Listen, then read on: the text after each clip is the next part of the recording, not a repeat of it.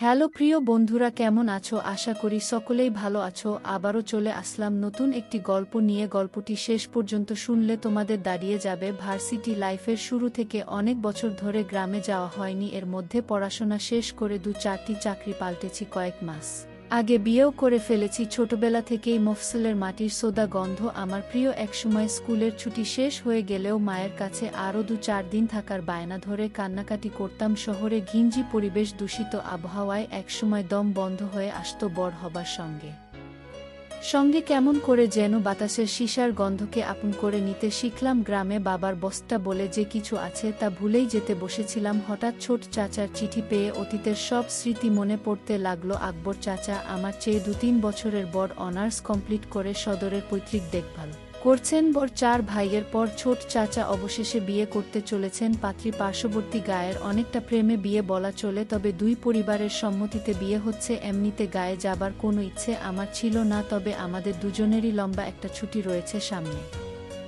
ছুটিতে এদিক ওদিক যাবার প্ল্যান করছিলাম কিছুদিন ধরে। সাদিয়া যেহেতু আমাদের গ্রামের বাড়িতে কখনো যায়নি, ভাবলাম এই সুযোগে দুজনে ঘুরে আসুক ছোটবেলার আবেগের স্থানগুলো থেকে। বাধাচাঁদা করে বিয়ের ৪ দিন আগে এসি বাসি করে রওনা দিলাম। পরন্তু বিকেলে বাস থেকে নামতেই মফস্বল শহরের পোড়া তেল ও মাটির গন্ধ নাকি এসে ধাক্কা দিল। রিকশা করে আধ ঘন্টা পর বাড়ির উঠোনে এসে নামলাম। আকবর চাচা নতুন ঘরের বারান্দায় বসে কয়েকটা লোকের সঙ্গে আলপচারিতায় মগ্ন ছিলেন। রিকশার টুংটাং বেলের শব্দ শুনে আমাদের দেখে হৈ হৈ করে এগিয়ে এলেন ছোট বড় চাচার ভাই বোন, চাচা চাচিরা এসে ঘরে ভিড় করতে লাগলেন। এতদিন পর তাদের দেখতে আসার কথা কিভাবে মনে পড়ল সবার মুখেই এই প্রশ্ন। কিছু না বলে জবাবে আমি শুধু হাসি। সাদিয়া এমনিতেই বেশ ব্যক্তিত্বপূর্ণ মেয়ে, কিন্তু গ্রামে এত মানুষের ভিড়ে সে মাথায় বল করে ঘুমটা দিয়ে বসে আছে হাউ করে। চাচিদের প্রশ্নের সংক্ষিপ্ত জবাব দেওয়ার চেষ্টা করছে। ছোট ছোট ছেলেমেয়েরা হা করে সুন্দরী বউয়ের দিকে চেয়ে আছে দেখে আমার খুব হাসি পেল। হাত মুখ ধুয়ে বড় চাচির ঘরে গরম ভাত, ডিম ভাজি ও মুগ ডাল দিয়ে আয়েশ করে খেয়ে বাড়ির বাইরে বেরোলাম। পরিচিত খাবারের স্বাদ গ্রামে এলে কেমন বদলে যায়। মাটির রাস্তায় পাশাপাশি হাঁটতে হাঁটতে বউ বলল, চাচির রান্না খুব ভালো হয়েছে। আমি সাই দিয়ে বললাম, ছোটবেলায় গ্রামে এলে সবসময় বড় চাচির ঘরেই খেতাম, উনি যা রাঁধেন সবই অমিতের মতো লাগে। খুব দিকে বিলের ধারে আমাদের জমিগুলোতে নানা ধরনের সবজির চাষ হয়েছে। বউকে ঘুরিয়ে ঘুরিয়ে সব দেখিয়ে সন্ধ্যার পর পর বাড়ি ফিরলাম। রাতে উঠোনে জ্বালানো আগুনের চারপাশে বসে অনেকদিন পর প্রাণ ভরে গল্প করলাম সবার সাথে। সাদিয়াও এর মধ্যে গায়ের সহজ সরল মানুষগুলোর সঙ্গে মানিয়ে নিও এছে। রাতের খাবার খেয়ে 8:30টার দিকে চাচাতো ভাইয়ের দেখিয়ে দেয়া ঘরে এসে ঢুকলাম। বিয়ে উপলক্ষে অনেক মেহমান হাজির হয়েছে। আমার ঘরে দুদিন আগে অন্য কোনো অতিথি ঠাঁই হয়েছে, তাই মেজো চাচার ঘরে আমাদের জায়গা হয়েছে। মেজো চাচার নতুন ঘরে ঢুকে দেখি আমাদের ব্যাগগুলো এখানে এনে রাখা। ঘরে আসবাবপত্র তেমন কিছু নেই। পাকা নতুন ঘরটিতে চাচা এখনো উঠেননি বলে মনে হচ্ছে। ঘরের মাঝখানে সেগুন কাঠের বিশাল খাট, নতুন খাট থেকে বার্নিশের গন্ধ বের হচ্ছে। খাটে বিছানো পরিষ্কার চাদরের দিকে তাকিয়ে ধপ করে গা এলিয়ে দিতে মনে চাইল, তবে তা করা সম্ভব নয়। বড় খাট বলে লম্বালম্বিভাবে শোয়ার ব্যবস্থা না করে পাশাপাশি 4টি বালিশ রাখা হয়েছে। অনেক অতিথি ইতোমধ্যে চলে আসায় বেড শেয়ারিং না করে উপায় নেই। বিছানায় তখন একটি মহিলা ও পুরুষ একপাশে শুয়ে নিজেদের মধ্যে কথা বলছে। আমাদের দেখে লোকটি নিজের পরিচয় দিল, ছোট চাচার বন্ধু, নাম সোহেল। মহিলাটি তার স্ত্রী। লোকটি বেশ মিশুক ধরনের, তাদের বয়সও আমাদের মতোই হবে আন্দাজ করলাম। এটা সেটা নিয়ে কথা বলতে বলতে শুয়ে পড়লাম। সাদিয়া মাঝখানে, মহিলাটির পাশে, আমি খাটের পায়ের দিকে শুলাম। সোহেল দম্পতিও আমাদের মতো জার্নি করে ক্লান্ত। বেড সুইচ টিপে লোকটি বাতি নিভিয়ে দিলে চোখ বুঝলাম 9টার সময়। ঘুমানোর অভ্যাস আমাদের নেই। বাসায় ফিরতে ফিরতেই কখনো কখনো 9টা বেজে যায়। বাইরের ঝিঝি পোকার ডাক আর নতুন পরিবেশে এত তাড়াতাড়ি ঘুম ধরবে বলে মনে হলো না। আধ ঘন্টার মতো শুয়ে থাকার পর শরীরে ম্যাজমে ভাব কমে এলো। না ধরছে ঘুম, না গল্প করা যাচ্ছে। বউয়ের সঙ্গে বিরক্ত হয়ে অন্ধকারে হাত বাড়িয়ে সাদিয়াকে খোঁচা দিলাম। জেগে আছে কিনা বোঝার জন্য আন্দাজ করে ঘাড়ের দিকে হাত বাড়ালাম, কিন্তু নরম কিছু ঠেকল হাতে। সাদিয়া একটু নড়ে উঠল ক্লান্তিতে।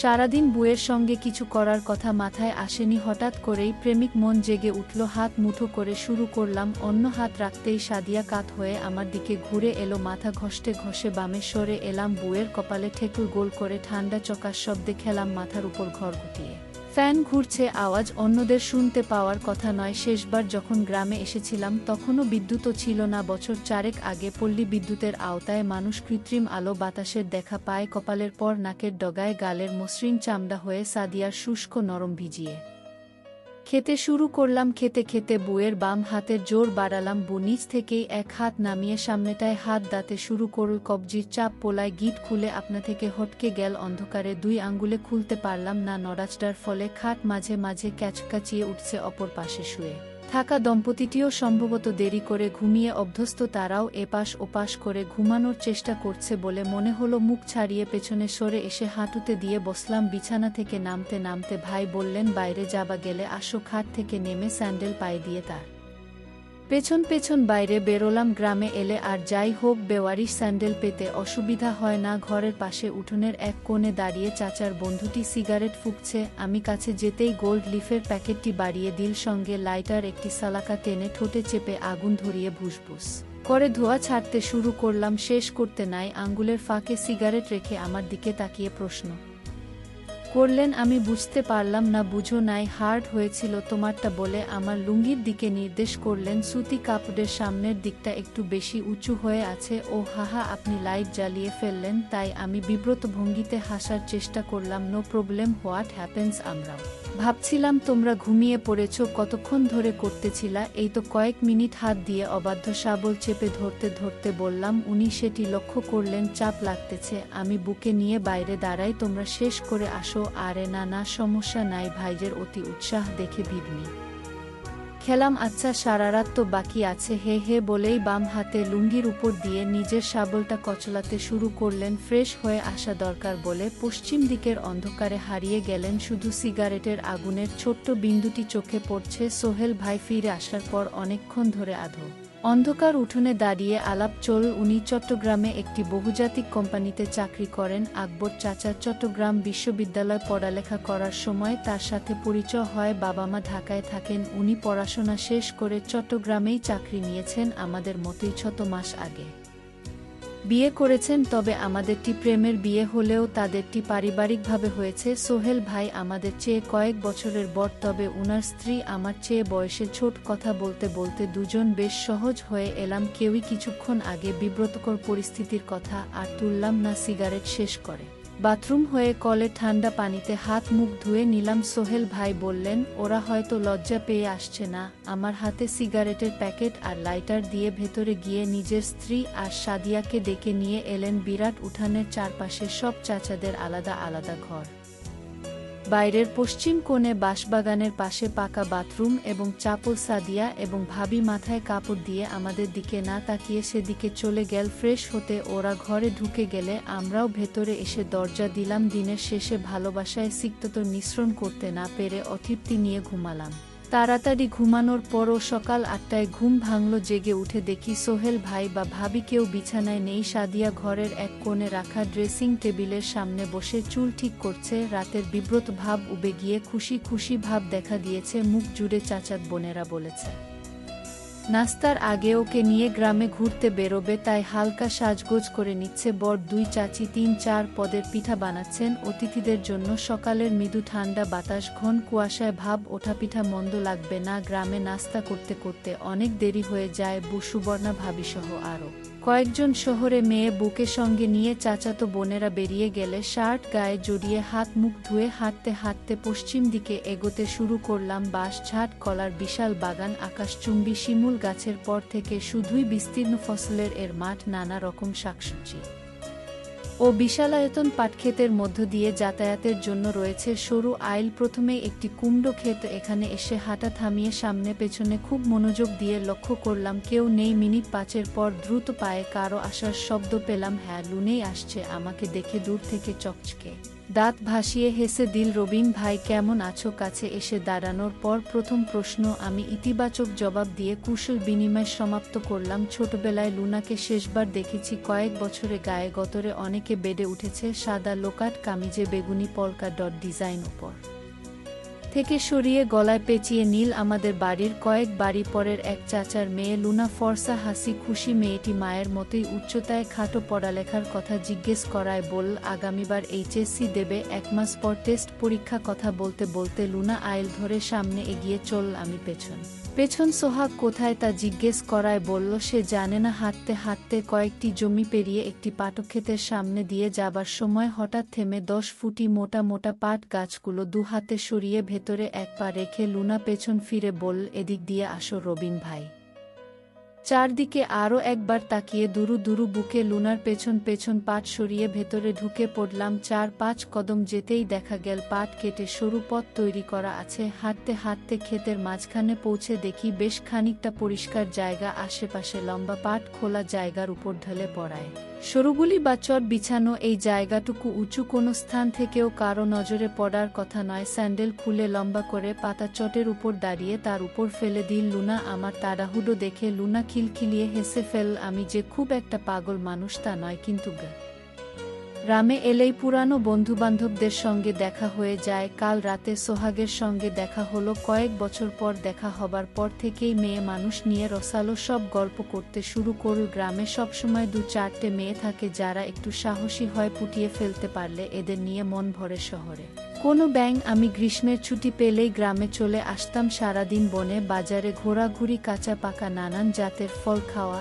আর কাছে দূরের চাচা ভাই বন্ধুদের সঙ্গে ঘুরে বেড়ানোই ছিল কাজ। কাঠফাটা গরমে বাড়ির পুপাশে নদীতে ছেলেরা সাঁতরে বেড়ায়, আমি পাড়ে বসে মগ দিয়ে পানি ঢেলে গোসল করি। সেবার সাঁতার শিখো বলে জেদ চেপে গেল। জিন্স প্যান্ট আর গেঞ্জি গায়ে পানিতে নেমেই হাবুডুবু খেলাম। বন্ধুরা বলল এরকম ভারী কাপড় চোপড় নিয়ে সাঁতার কাটা যাবে না, এসব খুলে পানিতে নামতে হবে। ছেলেরা সবাই লুঙ্গি গুটিয়ে কাঁচা বেঁধে সাঁতার কাটে। পড়ার অভ্যাস আমার ছিল না। শহরে বড় হওয়ায় ছোটবেলায়ও কারো সামনে উন্মুক্ত হতে পারতাম না। সেদিন দেখা গেল জিন্স না খুলে সাঁতার কাটা সম্ভব হবে না। জেদ চেপে যাওয়ায় গেঞ্জি প্যান্ট খুলে নদীতে ঝাঁপিয়ে পড়লাম। নাকানি চুবানি খেতে খেতে প্রথম দিনই পানিতে ভেসে থাকার কৌশল অনেকটা আয়ত্ত করে ফেললাম। পাড়ে এসে উঠার পর ঘাটে দাঁড়ানো কিশোরী মেয়েরা আমাকে দেখে মুখ টিপে হাসতে শুরু করল। এত বছরে আমাকে কাপড় ছাড়া গোসল করতে দেখেনি কেউ। আজ সাঁতার কাটার লোভে দিগম্বর হয়েছি বলে বয়স্ক চাচিরাও কৌতুকপূর্ণ চোখে তাকান। কাপড় পরে বাড়িতে ফিরে আসার পর দুপুরে ভাত খেতে খেতে মেয়েদের হাসাহাসির কারণ বুঝতে পেরে নিজেকে আস্তগাধা বলে মনে হলো। 2-1 বছর আগেও আমার বয়সী ছেলেপেলেরা গায়ে পানিতে ঝাঁপাত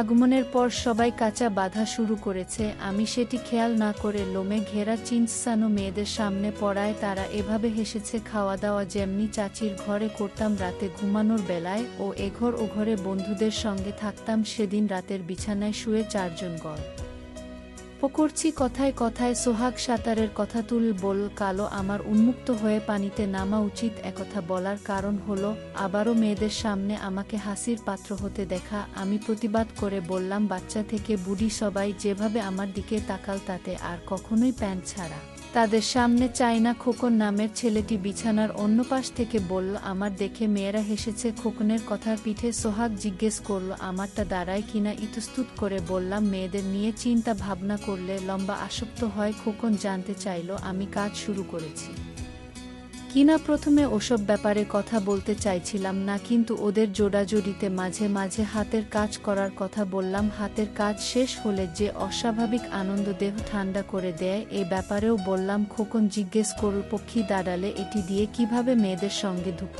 ধাপুর করতে হয় তা জানা আছে কিনা। আঞ্চলিক নামের ব্যাপারে পূর্বের কোনো ধারণা ছিল না, তবে ইচটে পাকা বন্ধুর বাসায় ভিসিআর এর ভিডিও দেখে ভালো ধারণা অর্জন করেছিলাম। বন্ধুটি বাবার মুভি কালেকশনের মাঝে কতগুলো ওই টেপ পেয়ে যায় এবং ঘনিষ্ঠ 2-3 জনকে দেখার সুযোগ দেয়। খোকনকে বললাম ধুপুর ধাপুর করার পদ্ধতি জানা থাকলেও কখনো করার সুযোগ হয়নি। শুনে ওরা অন্ধকারে কিছুক্ষণ মুখ চাওয়াই করল। খোকন বলে উঠল কাইলকা দুপুরে আমাগো লগে আইবা, গোসল কইরা তোমারে মজার জিনিস দেখামু। আপনার বউ কই? রবিন ভাই শক্ত কাপড়ের প্রশ্ন শুনে কল্পনা থেকে বাস্তবে ফিরে এলাম। বাড়ির মেয়েদের সাথে ঘুরতে গেছে মনে হয় বলতে বলতে টেনে তুলতে শুরু করলাম। লুনা হাত উঁচু করে তুলে ধরে সাহায্য করল। আপনার বউ নাকি খুব সুন্দর, আমারে দেখাইবেন না? ডান হাত পেছনে এনে দিয়ে লুনা জিজ্ঞেস করল আজকা আইসা পইডো বিকাল কইরা আলাপ করাইলা দিমু? কাপা ধরা গলায় জবাব দিলাম